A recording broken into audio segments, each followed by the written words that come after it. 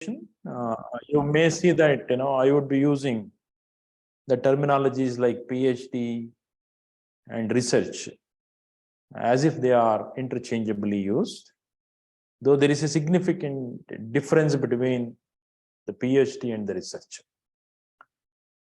The research is supposed to be a journey, whereas PhD is supposed to be a byproduct at certain stage of that journey called research. But in my presentation, whenever I talk about certain attributes of research, you can understand that I'm equally talking about the attributes of PhD. And if I mention that I'm talking about PhD, you can equally understand that I'm also talking about the research. So I mean, as if they are synonyms, I'm just using them in my presentation. And the second one, which I want to really make very clear is, dear friends, I'm neither from the Department of Philosophy, nor even from the Department of Education, where I had undergone through marathon lectures and undergone through various courses related to the philosophical aspects of research, but I'm from the Department of Computer Science. In spite of it, I'm just standing before you to present my views on research, because I have been into this field of research for the last more than 2 decades because of my own experience in this research area, and the experience I could gain because of the research carried out by more than 20 PhD scholars of mine. I just thought that it's good to interact with you people, especially on the philosophical aspects of the terminology called research. The research itself is a philosophical terminology. My interest is to look at that from different dimensions, multi-dimensional attributes from a philosophical point of view. The other thing which I want to make very clear, probably after completion of my lectures, so you may notice that the slides which I would be presenting you in front of you would serve different levels of personality. I mean, amongst you all, probably you may be roughly about 40 number. Some of you must have got your PhD, earned your PhD, and must have started guiding PhD students. That's highest level of personality I'm just looking at. The next abstract at which I look at is the people who just have completed their PhD. And the next level could be the people who are thinking of drafting a thesis for submission for the award of PhD. And the next level of people could be the people who just have started their enrollment and looking for objectives to work on towards PhD. Another level of personality perhaps are the people who just have dropped the idea of getting into a PhD.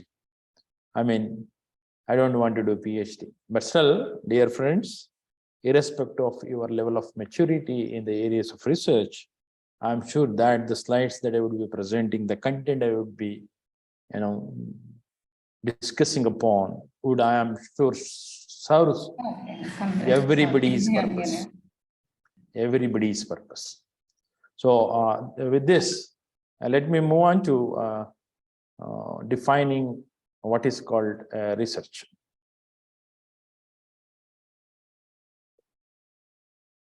Are the slide moving?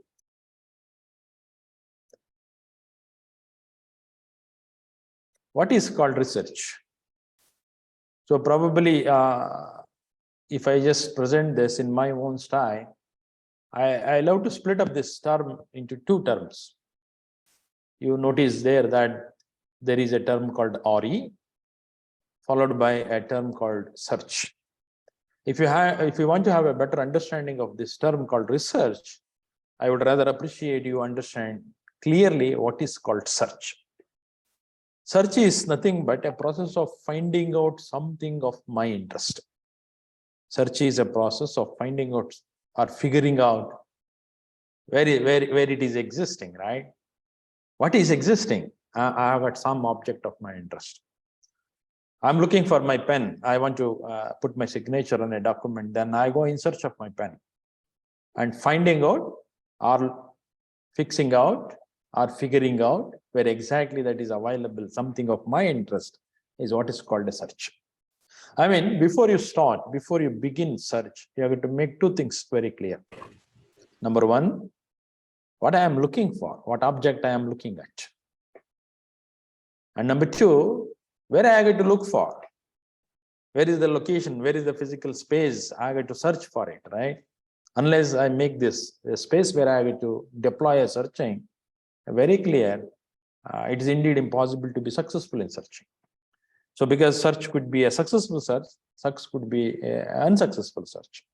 To become successful in searching, I have to make what I have to look for. And number two, where I have to look for. That where I have to look for is what is called domain of search. I mean, when I attempt looking for my pen, then I don't go randomly looking for it. Instead, my right hand goes to my pocket in search of my pen, because most of the time my pen is available in my pocket. If not here, then I look at the study table on which I can expect my pen. Look at, before I go for searching, I got to make these two things very clear. Number, objective of study.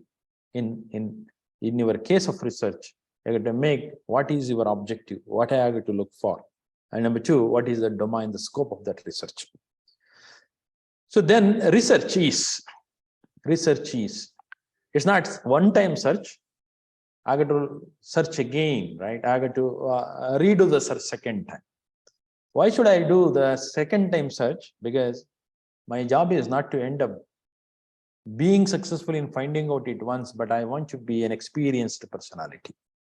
I mean, probably when you wanted to pursue your orientation program, you must have gone in search of a very good HRDC.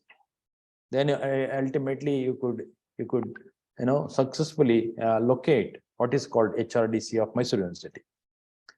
So when you started searching for the suitable HRDC for you to pursue your orientation program, probably in the initial stage, you must have found it very difficult. And if you do so again, second time, you become little efficient, little more comfortable, and much more effective. I mean, the job is not to, or my interest is not to just somehow be successful in one time, but I want to be more effective and efficient in accomplishing something of my interest. I mean, it's not that I do once is sufficient enough. If I do it again and again with the background of the knowledge of the previously gained, I should not forget my previous experience. I should build up a library of knowledge. Yes, and when I do next time, the library of knowledge has got to be enhanced. And if I make use of that enhanced, uplifted library of knowledge for my next search, probably I become much more efficient than the previous. So then, dear friends, the interest is not only to somehow to acquire the knowledge, but to be an experienced person. And finally, I don't like to be even too experienced person, but I want to be a more wise personality.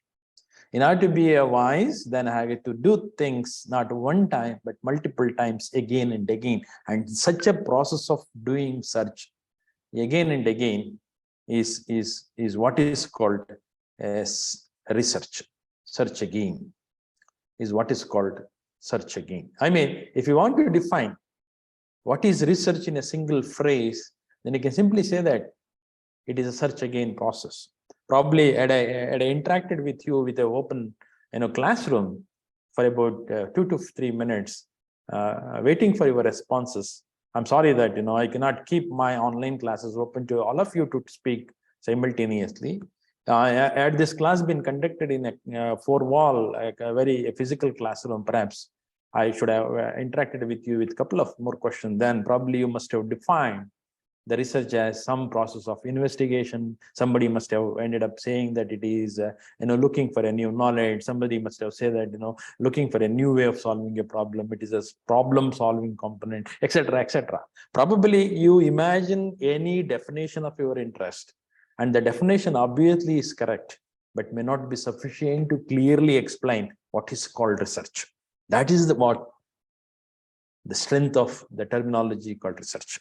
So in a simple terminology, in a simple phrase, I just say that it is a search again process.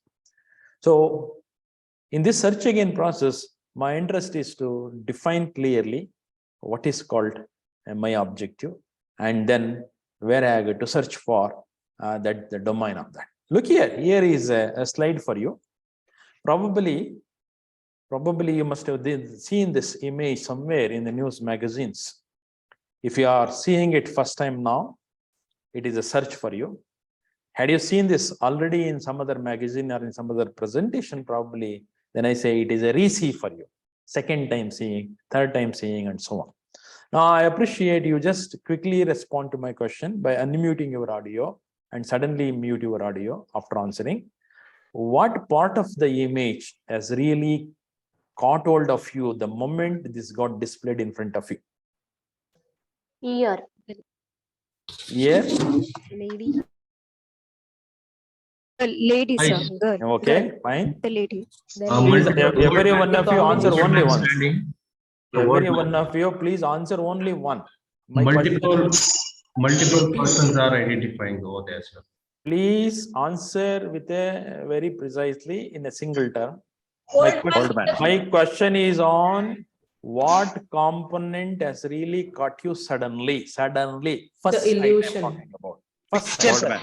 The Picture, sir. illusion. Observation. No, in the image, which part of the image has really attracted you suddenly? Old man. Face. Ear. Old man, okay. Lady, sir. Lady. Lady, fine. Lady. Child. Head of Lady, an sorry. old man. No, don't repeat the same thing. If at somebody answered, don't answer again, please. Old man, lady standing, Lady head. only head, A dog. a dog. Bird. Understand my question. Suddenly, not explain the things. Okay.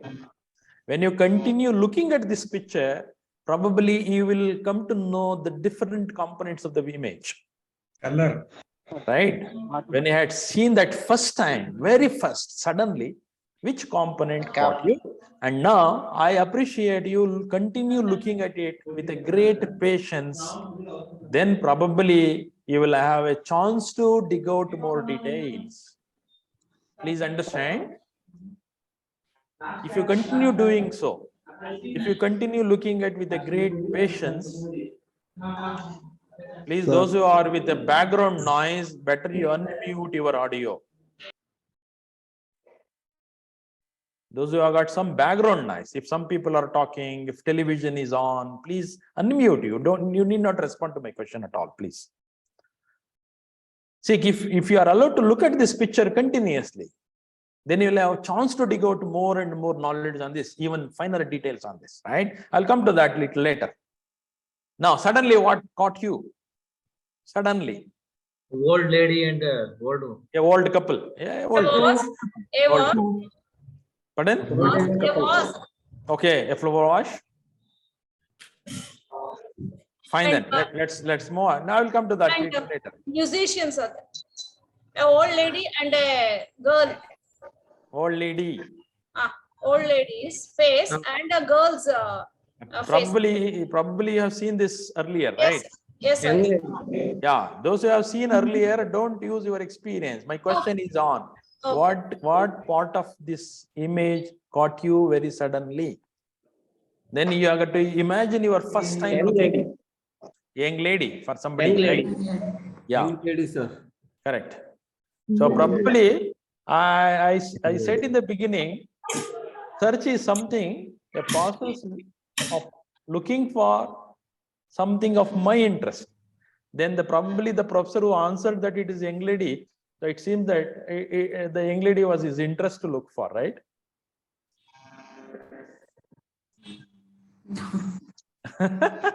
You are right, sir. Okay, fine, thank you. Look at now. Let me go with the next slide. Let me go with the next slide. I want you to focus only on this spot. Just look at, don't respond. Listen to me. Okay, I know that you're all basically teachers, right? I don't want you to look at the entire image. Instead, I want you to focus only on this cut portion which is displayed aside. I mean, I just have used some tool to get it segmented out. and displayed adjacent to it in relatively magnified way. Now, perhaps that portion of the image which you really found it difficult to understand the finer details has become now clearly visible for you to dig out more knowledge. Now, my question is, do you see something in her hand?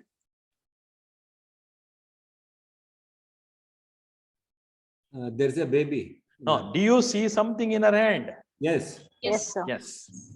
Perhaps most of you are not noticed earlier when this entire image got displayed. Now, my question is, how can you make it such a even smaller component observable?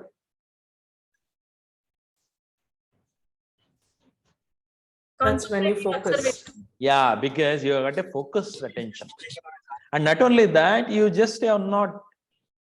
not looking at the bigger area of the image, but you are looking at only the smaller area segmented. I mean, you just have taken a branch of the total area. Similarly, if you want to do PhD in mathematics, it's not that you have to take up entire mathematics. You have to identify a specialized branch of mathematics. Similarly in economics, similarly in history, similarly in Kannada. It's not that I can do PhD in entire computer science. I have to have a focused scope, a focused area of my interest. That's number one. Number two, I got this segmented out means I must use some procedure and tools.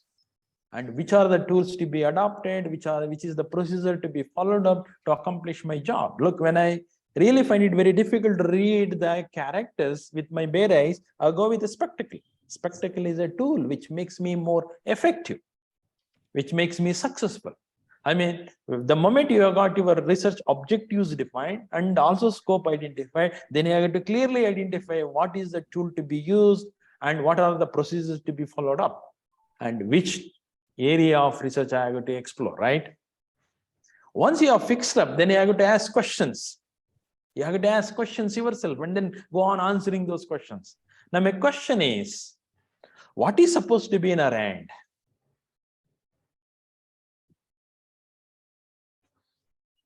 Seems to be a baby. I used to be a baby. Let me narrate the following story now. Listen to me, please. No, I think that it is something holding. Listen to me. Once I started, stop speaking, please. Once I started, stop speaking suddenly, right? Because the online class, otherwise managing is really tough. Cooperation is very much important. Whenever I raise a question and keep myself silent for a second, you have to immediately respond. Otherwise, please don't respond continuously. Look here. Somebody said it is a baby. Forget it. Let me narrate you the following story. Look, dear friends, I have been seeing this girl for the last 20 years. And I understood that this girl has come from such a poor family background. And her responsibility every day in the morning is to carry the sheep all along with her to the field and take care of the sheep and bringing them back in the evening. And while bringing them back in the evening to the residence, and she is supposed to carry the grass on her head. And look at here, what you see in the background is supposed to be the grass. And she is on the way back to her home in the evening, holding something in her hand. And now my question is, what is supposed to be in her hand? It's a sheep. Baby sheep? You mean lamb? Yes. Right. You said it is a lamb, right? So some sheep must have given a birth to a baby sheep. That baby sheep is now carried out because it's not comfortable to walk continuously. So she is carrying her and back home. Let me narrate a different story now. I have been seeing this girl for the last 18 years. And I understood that she is just simply standing in front of her hut. And what you see in her background is the roof of the hut, made up of grass. And she got married just 1.5 years back. Now my question is, what is in her hand? Baby again. A baby. Baby. Look at, when I narrated it, Okay. the first one, then you said it is supposed to be a lamb. When I narrated the second story, then you declared that it is a baby. I mean, what you see visually is not that more important to declare your observation. In order to declare your observation, you have got to have a strong background. That strong background is very much required to clearly explain what is observed data. I mean, in your research, it's not that you have got to generate the result and tabulate. It is that you have got to reason out the result. And such a process of reasoning out the result is what is called research. Not that generating the result and tabulating and publishing it, but it is more than that. What is this? Why is this? And that while doing so, you have got to make use of the background of your knowledge. I mean, most of the universities and institutions today have been insisting that every researcher has to have a strong coursework, because the coursework is a process where student can get acquainted with a strong background. So with this simple pictorial information, I just want to touch upon the different quality attributes of a great research process, and not only that, the different quality good attributes of a great researcher. Look, dear friend, there are two things. Number one, a researcher who is pursuing the research, and the process called research. So my interest with this pictorial example is just to let you know what are all the different quality attributes of the process called research, and what are the quality attributes of a person called a researcher. Okay, so with this small example, I just wanted to bring to your kind notice that the researcher should have a focused attention and must have a strong background of knowledge. And without having such a background knowledge, one should not declare the result. And while doing so, he has got to make very clear what is the tool to be used and what is the procedure to be adopted, with a simple example of a lady standing. And now, probably some of you, I'm sure most of you must not have seen this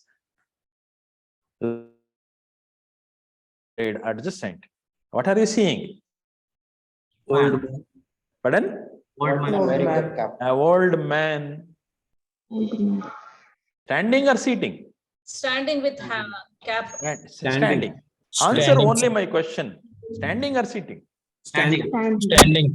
And my question is, suppose, yeah, all of you have seen Dr. Nanjun Swami, you know? Correct? Yeah. Do you think that this old man is standing as comfortably as Dr. Nanjun Swami could stand? Is he standing comfortably or uncomfortably? No. No, he's not standing comfortably. He is not standing comfortably. Now my question is, do you think that this old man is standing as comfortable as that Nanjun Swami could stand? No, No. Why?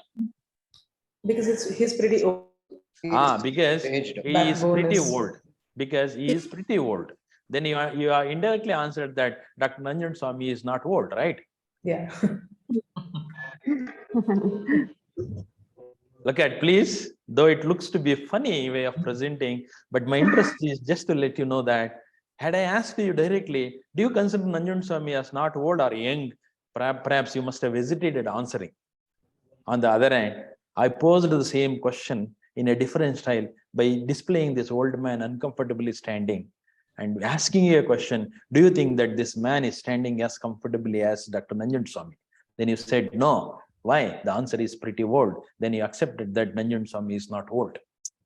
Look, sometimes, dear friends, you may find the research problem to be very, very tough and difficult to tackle directly. Then it is your intellectual ability to transform that into a newer version, right? Re-express it in an equivalent way, so that solving that re-expressed one becomes much easier than solving your direct problem.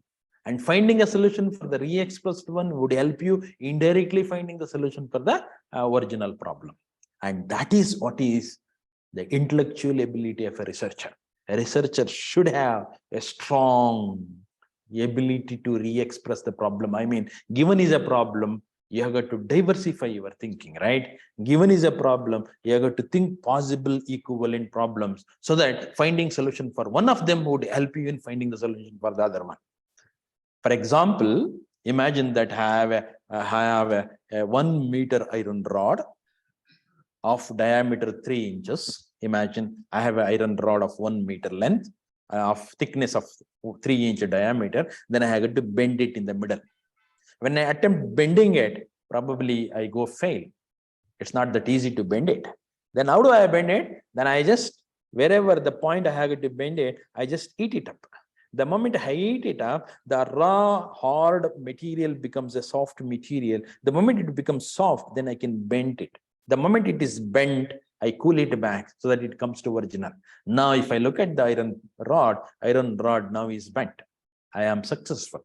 But I have never attempted doing that process in its original space, in its original form, but I just have got it transformed to another form so that I can do my operation efficiently and comfortably.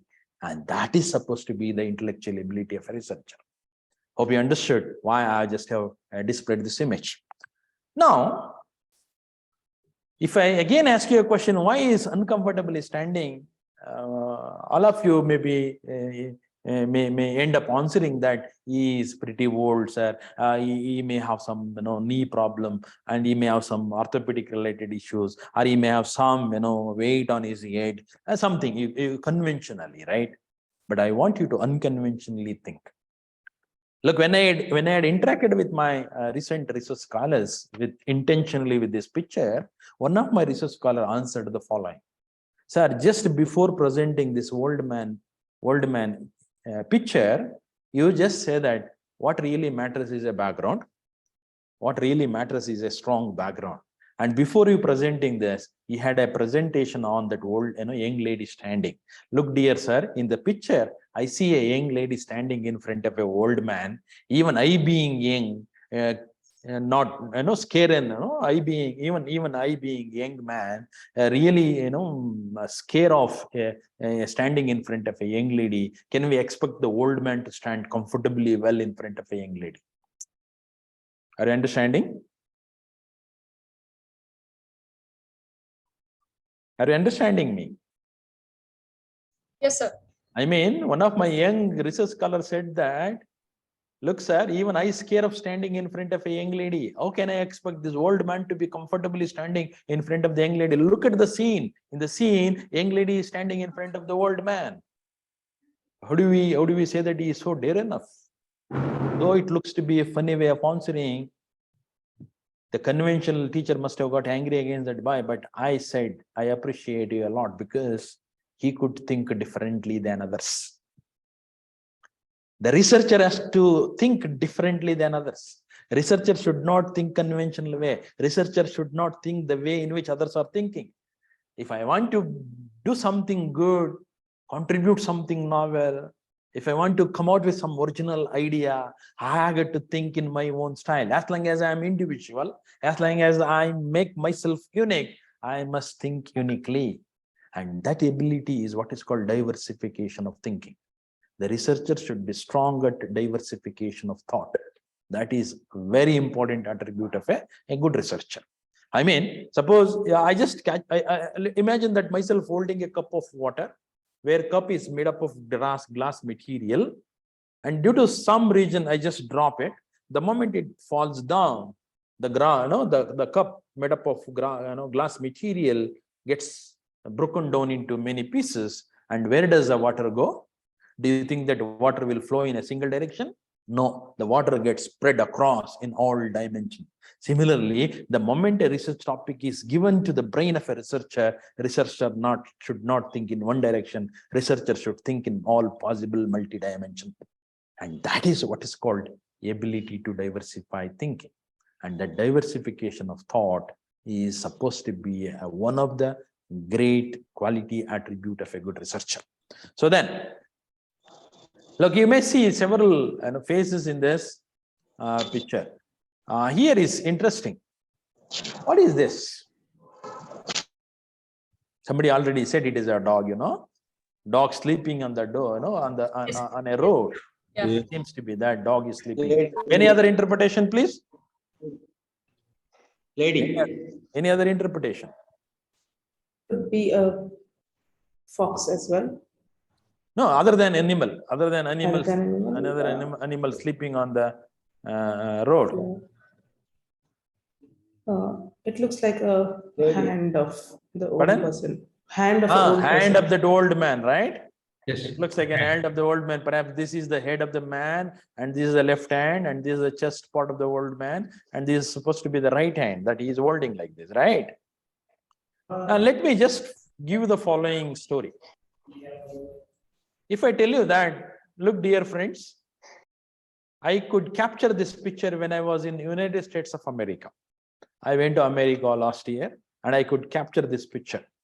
And probably some of you must have already visited America. If not, must have heard of America and its disciplinary, actions in America. Even in, in America, even in cows are not allowed to walk along the street. Then definitely dogs are not permitted. Then my question is, if I say that it is a picture which I captured when I was in United States of America, then my question is, what is the probability that there is a dog sleeping on the road? What is the chance that that is a dog? Very, very less. I mean zero, right? You may zero. On the other hand, if I tell you that, look, dear friends, I had been to Mysore city yesterday in the evening to Devaraju Road, and I captured this picture in that evening. And what is the chance that the dog is sleeping? Very high. Then you will not say very high, sir, why only one dog is sleeping? I expected many more dogs, Correct. I mean, what really matters you to label it as a dog or not as a dog? The background where the study is Yeah, where is that picture from, right? Where is that picture from? I mean, most of the times we, the Indian research scholars, start working on the data that we captured without worrying about what sensor we are used to capture the picture.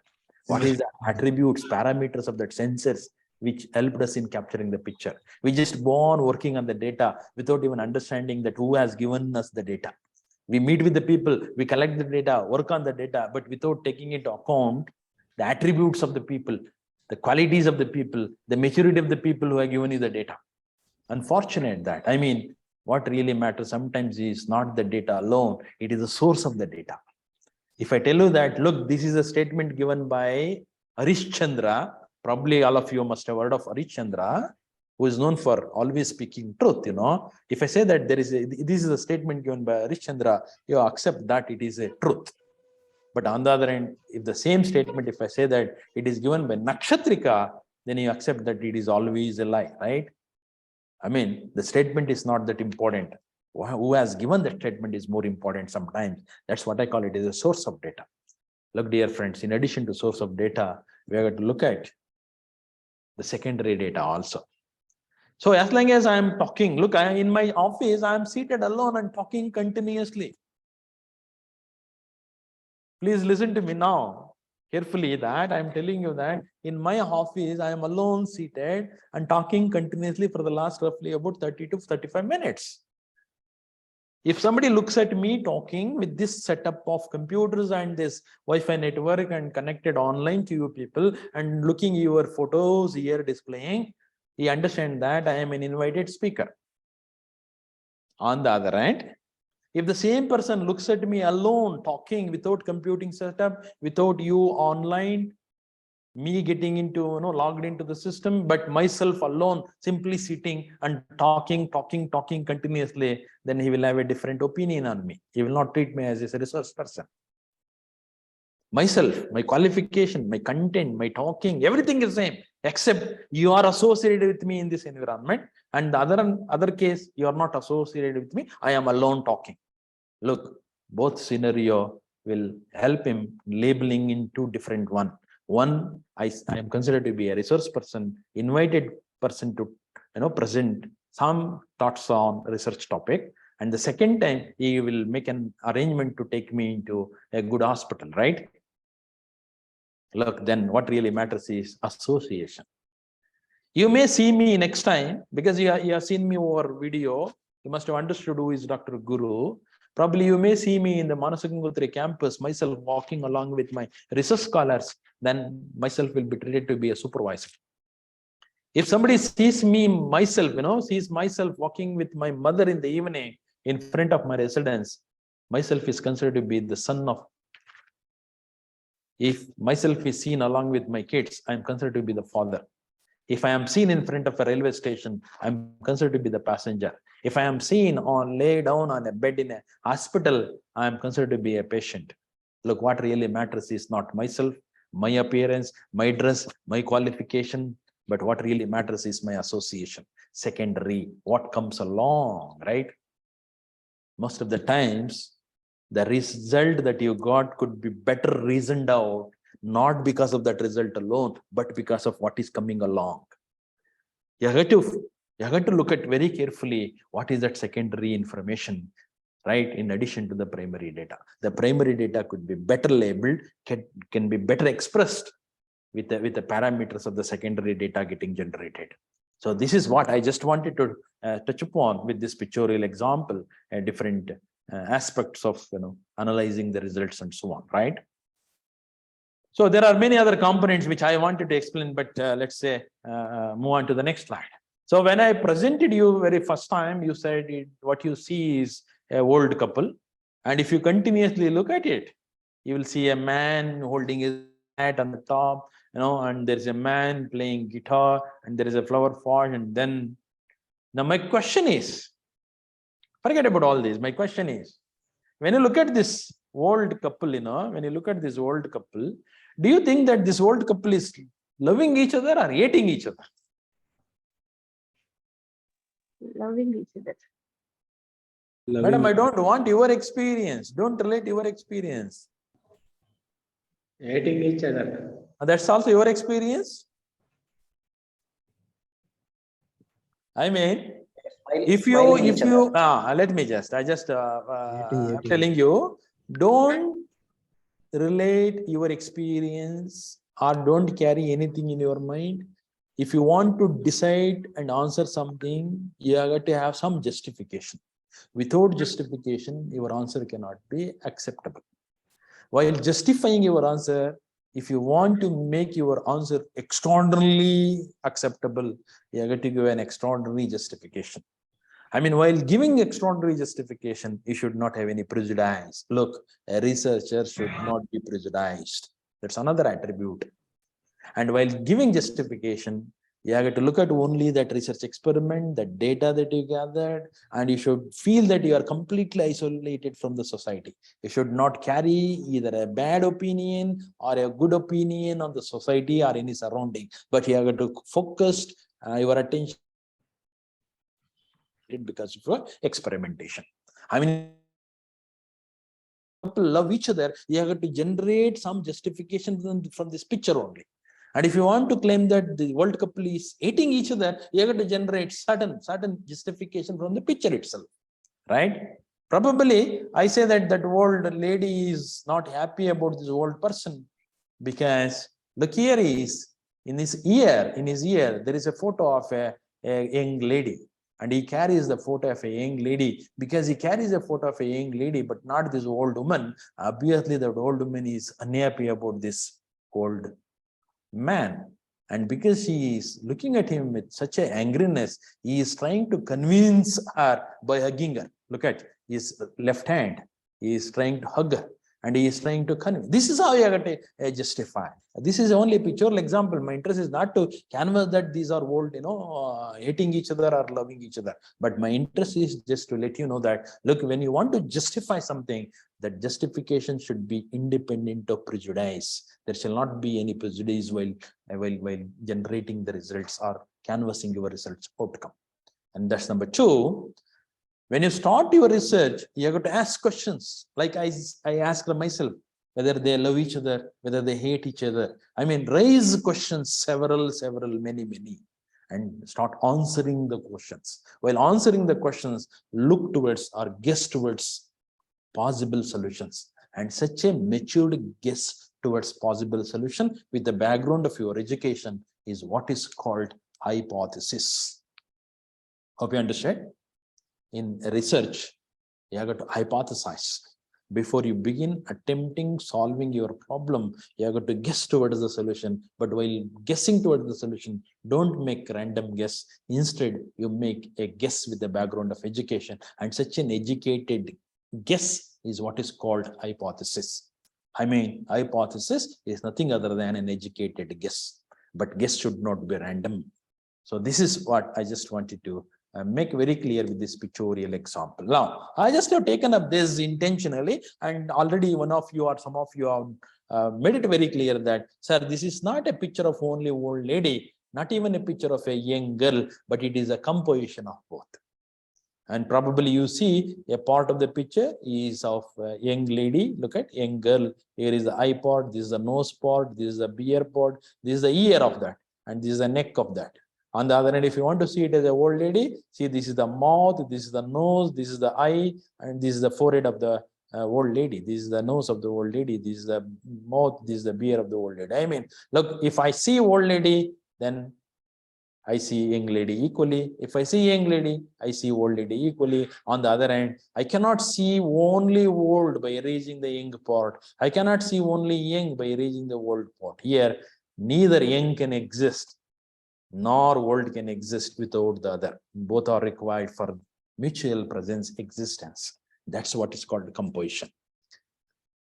A researcher is young in brain, young in thinking, young in knowledge.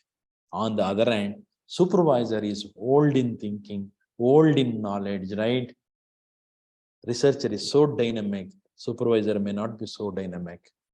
Old is supervisor, young is the researcher. You have to compose, you have to have integration, you have to have an assimilation in such a way that supervisor should not have any existence without the presence of a researcher, and researcher should not have any existence without the presence of a supervisor. He exists because of him, and he exists because of this, and they are mutually dependent, mutually existing together.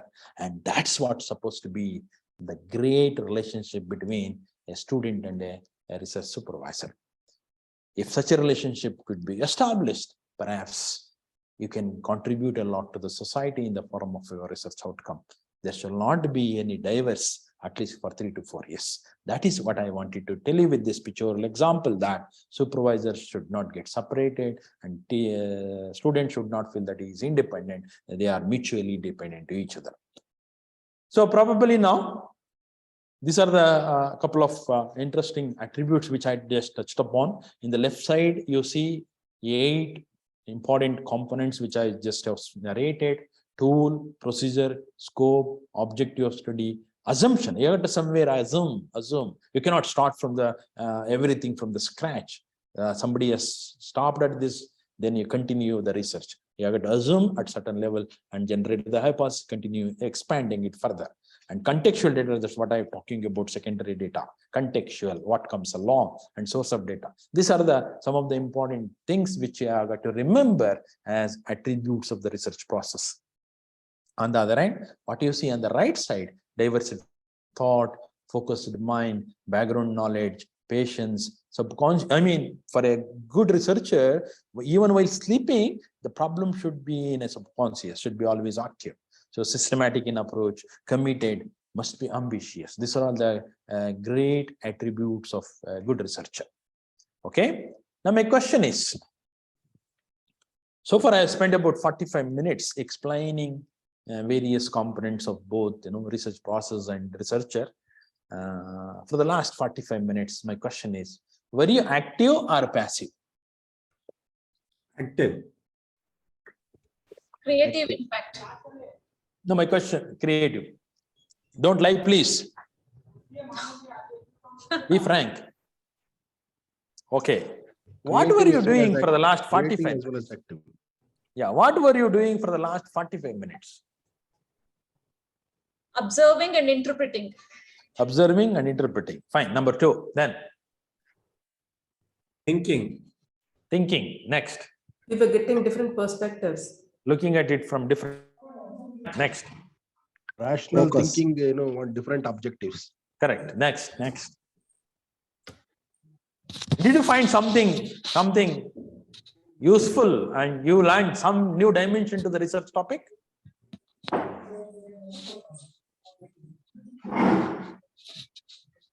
While selecting the data, No. Do you think that the research, the term called research, has been defined in multi-dimension? Yes. Yes. Look, for the last 45 minutes, you are not only simply active, While being active, you just have thought of something, interacted with me, right? Raised questions, answered questions. You went on asking yourself, also answering questions, right? Yes. And that is what is called not only active process, it is a process of inquiry. I mean, the search again process is supposed to be active process and not simply an active process, but it is a process of inquiry. And such an active process of inquiry is what is called research. I mean, look at research in a single phrase could be search again, but in a single sentence, if you want to define, then you simply say that an active process of inquiry. That's what Newton did. Newton, when he had seen the apple falling down, he went on inquiring himself. He went on asking himself many questions and started answering those questions. And as a result of that attempt towards answering what he could raise questions on the scenario, he has come out with new theories called Newton theories. Such an active process of inquiry is what is called a research. You need not say research is something called invention, research is something called finding out new. All can be summarized in a single sentence called an active process of inquiry. So this being an active process of inquiry is expected to satisfy two. One is a systematic property, the other one is a diligent property. Systematic in the sense that if you want to redo it, you should be able to reproduce. I mean, you have conducted the experiment, 1 month you conducted the experiment, you got the result. And if you want to redo that, you should be able to reproduce the same thing, what you have accomplished for the last 1 year, 1 month. That's, I call it as a systematic. Diligent in the sense that when you look back, you should feel proud of it. You should feel proud of it. After completion of PhD, after completion of your research activities, if you recollect back the way in which you spent time for the last 3 years, you should feel happy. That's what I call it as a diligent. Soon after completion of my lecture, for about first break, 1 hour and 15 minutes, I just sit myself and ask, did I do justice to my invitation of delivering lecture to the participant? If I feel happy about myself, the way in which I presented, then I say that my presentation was diligent.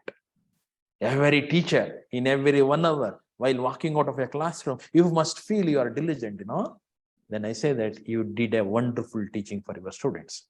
So that is what is called an active process of inquiry, which is also called diligent. So the research may aim at one type of called discovery type, or it may aim at interpretation. That's what we have been doing for the last 40 to 50 minutes, that I just have taken up the topic called research and went on interpreting in different style with a couple of more interesting examples. That could be a wonderful research. Discovery, you heard of it. Discovery, something which is covered. I'm keeping it open. Yellappa and others, please mute your audio. So discovery means it is something covered. It is something, I'm holding it. Only this portion is visible. This is not visible. Then somebody looks at from this side. I mean, this object is existing, even this view is existing for the long years, but nobody has seen it. I happen to be the first man to observe it from this angle, so that I see that, oh, it's not only that here it's black, it is also that at the bottom it is also black. And nobody has noticed it. I happen to be the first one, right? That's what I call it as a discovery. So discovery means that it's not that you are doing it very novel, original. It has been there. Nobody has noticed it. If not nobody, somebody must have noticed it. Lost ancestors must have, but not recorded it. And that has not been carried out. And there was a break in between because of generations. And for the new generation, I happen to notice it. I just record it. So that is what is called discovery. Interpretation, take 1 or 2 and go on putting it in your style, observe it from different perception. And the moment you observe it in a different angle, you will have a different way of perceiving it and go for documenting it. That's what is called interpretation.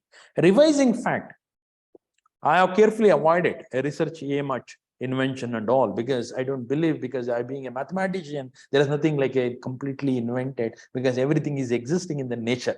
We are just transforming into a different version. That's all. So that's why I call it as a revising fact. Given are one or two facts, given are multiple facts. Facts means something which are tautologies, something which are ever true, no? You take such statements which are ever true, always true, and then integrate them, assimilate them, right? And come out with a new way of expressing, all put together in a single paragraph. And that's what I call it as a revising fact, right? For example, in revising fact, what happens, you know, you are expecting something to be the outcome, but unfortunately, you may not come out with what is expected. Unknowingly, you will reach some other place, right?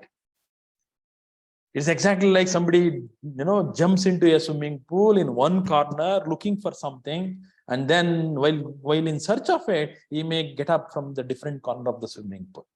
But that navigation is what is more important in this revising fact. Given our hundreds of facts, relating them from one to another, and then passing through those facts one after another, and then studying not every individual fact, but studying them collectively, exploring the relationship among them, and then putting them all together in a single fact is what is called revising fact. So here I have an example for you. For example, look at one of you, for example, one of you would approach me, sir, I want to pursue a research under your supervision.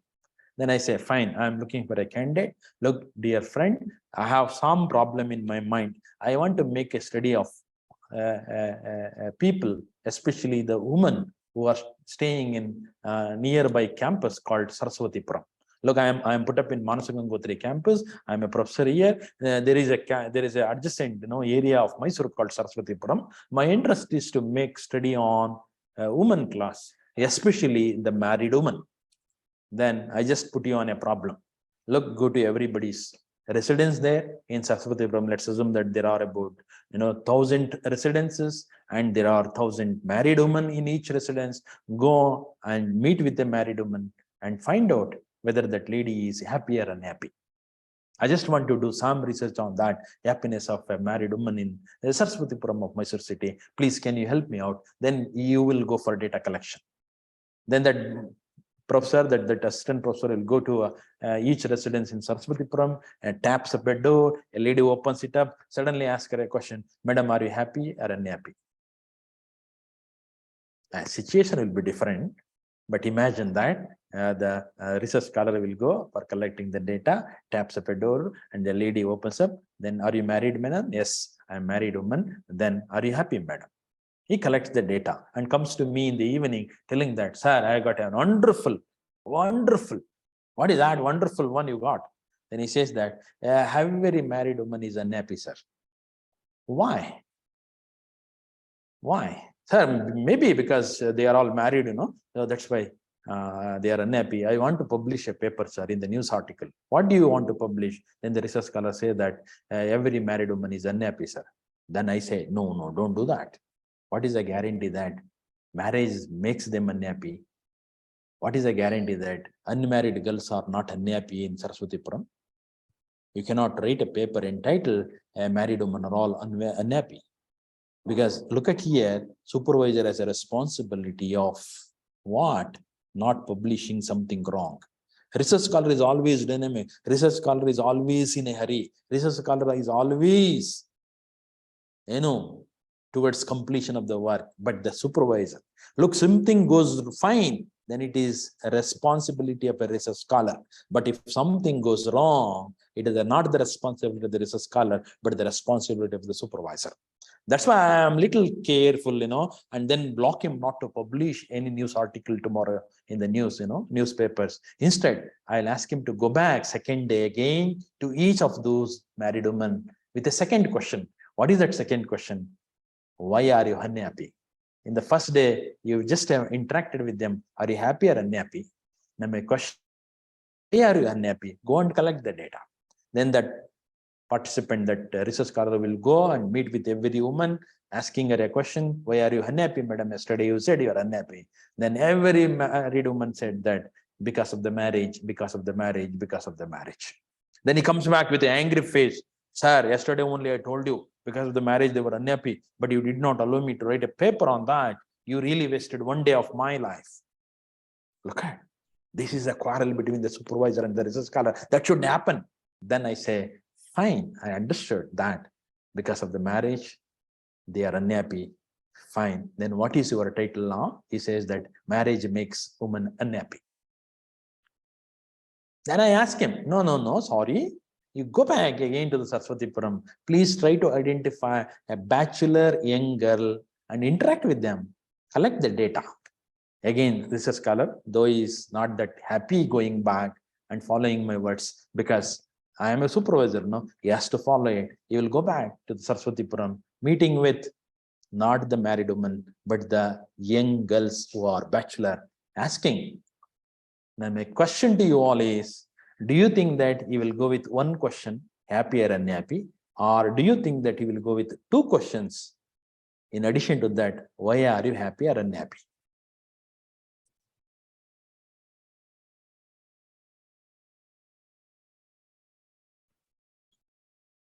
Yes, please. Two questions. Two questions. Why? The variability needs to be assessed. Yeah, I mean, he had got an experience of the previous one, That's the reason. right? Yes, Otherwise, sir. he knows that I will send him back. Correct. That is the benefit of not the search, but the Investigation. That is the benefit of not the search, but the In research, hope you understood the importance of re, right? The is more important than the search. Of course, search is equally important, but what is more important is re. That's what is called research. That's why most of the times in Indian setup of family setup, the husbands are called re by wife. While calling husband, wife calls re, come here, right? Because husband is more important.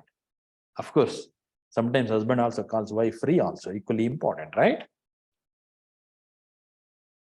See now, he will come with the two questions. Again, he comes back with a unhappy face now in the third day. Sir, unfortunate.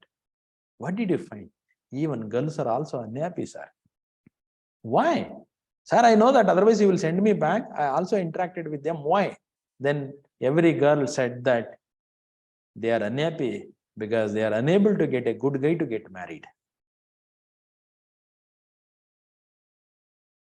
See, what he wanted to say, all married women are unhappy, has lost its significance because even unmarried girls are unhappy. And marriage makes a lady unhappy, that's also lost its significance because even without marriage, the girls are unhappy. Then he is unhappy, that research scholar is unhappy because of the data. Then I just tell him, fine, we got interesting facts. What are the facts? Number one, married women are unhappy because of the marriage. Number two, the other fact, unmarried girls are also unhappy because they are unable to get a good guy to get married. So these are the two facts. We'll sit across a table. We sit across a table. Then we take up the class of family called female. Look at, here is a female class. And that female class could be split into two subclasses. One is a married class, another one is unmarried class. And on the other hand, you can take up all male class in Saraswatipuram. And that male class can also be split into two subclasses. One is a married male class, another one is unmarried male class. See, this is how we work on a table. Across the table, we sit and do design of research, analysis of data which we gathered, right? Two facts we gathered, and we are trying to relate them, analyze with the support of a graph theory. And female class got split up into two disjoint subclasses, married and unmarried. Similarly, male class can also be split up into two. Though we have not collected any data about a male, we are taking into account for study even the male class. Imagine there is a set of male which could be broken down into two sub-disjoint classes, married male and unmarried man. Now, why a married woman is unhappy? Because there is no guy who is a married man who is good for her. That's why she is unhappy, right? And why these unmarried girls are unhappy? Because every girl said that she is unable to find a good guy to get married. In which subclass? In this subclass of unmarried male class. Look, whether a married or unmarried, A married woman is unhappy because married man, corresponding man is not good. And bachelor girl is unhappy because there is no bachelor boy who is good for her to get married. Hence, whether it is a married male or unmarried bachelor boy, none of them is good, Then we have come to a conclusion that in Saraswatipuram, no male is good. Now I recommend go for a title called No Male is Good in Saraswatipuram and draft a paper with this analysis. If anybody is from Saraswatipuram, I'm sorry for you, but I am not from Saraswatipuram. I'm just explaining this. Hope you understood. Look at here, though we have not collected any data about any male, but we just have come to a conclusion about the male. That is what is called navigation through. Navigation through means passing through different facts, relating them and exploring the relationship existing across them for the better way of understanding.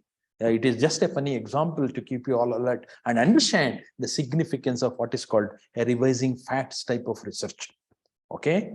So revising fact requires a little, really a very intellectual way of understanding, gathering data, and not only the primary data, also associated data, and then you infer. That inference should happen while reasoning. So that is what is called reasoning out of a result. It's not that somehow come out with a result, observe it, and publish it. But why is that happening? That's more to be answered, important to be answered. Look, in any case, whether you aim at discovery or at interpretation or at revising facts, then basically we say that there are two types of research. One is a basic research, which is also called a pure or fundamental, which is responsible in creating a new knowledge, like Newton, like Pythagorean, right? These are all very fundamental research which exists for a long years, as long as Earth exists. Newton theory will continue existing. Pythagorean theorem continue existing because they are fundamental research. They are the basic research. And these basic research are responsible in creating a new knowledge. Uplifting a knowledge base is the responsibility of one type of research called fundamental research, which are also called pure or basic research. On the other hand, make use of this existing created knowledge and see that your current requirement is solved. You have some demand today. You have some requirement today to lead your life comfortably well. Suddenly COVID pandemic situation happened and completely spoiled the environment of education. Then there was a knowledge called technology, Wi-Fi technology, network technology, internet communication technology, and we suddenly exploited the beauty of it to make our classes being conducted, right? That's what who created that network, graphs basically, and then communication. This was a fundamental exist, and suddenly we made use of it, and today we are enjoying with the online classes, and we are using that the knowledge created to make our requirement, right? That is what is called applied research. Applied research is to solve a problem in hand and make things practically happening by the use of the knowledge created by a basic research. That doesn't mean that basic research is so important and it is always better than this applied. Without application of that, what do you do with that knowledge created, right? That doesn't mean that while creating a knowledge, you have to always think of what is the application of it. Dear friends, don't discourage if any student comes with any question, with simple question that what is the application of it? Don't ever ask application for any new knowledge. Let the student create a new knowledge, keep it in the repository. Because if not today, or you may not be able to find an application for the knowledge because that is the lack of your knowledge. Because of the lack of my understanding, because of the lack of my knowledge, and just because I don't find the application of that, I should not consider that doesn't have an application in India. It may find application in some other country. But as long as you are a student, as long as you have a question which is not yet answered, which is not being answered yet, let him answer that question. That's what Newton did. Newton had a question.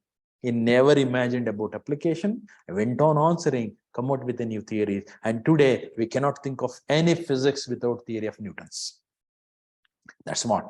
So of course, fundamental research is required to create a new knowledge, but created new knowledge has got to be used for making our life really, comfortable. And that's a process of solving a problem by the use of existing knowledge to make things practically happening is what is called applied research. So these are the two different types of researchers, but strictly speaking, there shall not be any line separating that this is fundamental, this is applied. I am good because I am a fundamental researcher. I am good, I am an applied scientist. No, there shall not be any controversy at all. And if you make your applied research suddenly useful, like online education, online communication, is what is called action research. If that applied research is suddenly into action, then I call it as an action research. So